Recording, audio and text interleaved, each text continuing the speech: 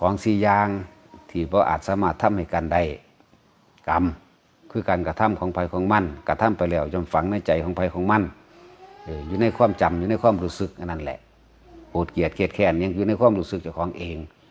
บ่มีผู้ใดสิไปถอดออกให้ได้บ่มีผู้ใดสิหักล้างให้ผู้ใดได้นี่คือกรรมการกระทำผู้นั้นจะต้องเฮ็ดเองเป็นเอง นั่นแหละการแก้กรรมจึงบ่มีในพุทธศาสนาบ่มีแต่เป็นไปตามความจริงมาโลด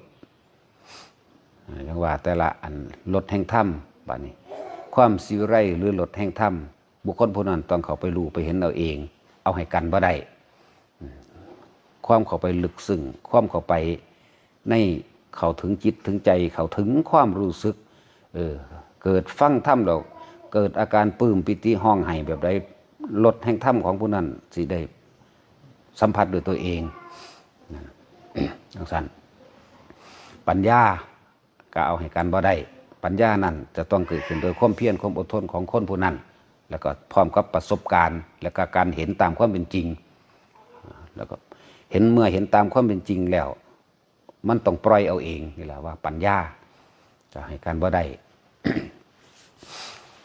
หรือว่าต้องเฮ็ดเอาเองอีกอย่างหนึ่งในสี่อย่างนี่ก็คือว่าคนที่บ่มีอุปนิสัยวาสนาการกระทำรวมกันมามันบ่ฟังกัน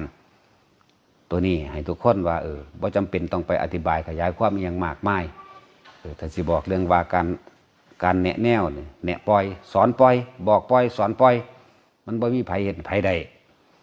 สี่อย่างที่โดยธรรมชาติแล้วก็บ่มีผู้ใดแก้ให้ผู้ใดได้ผู้นั้นต้องแก้เอง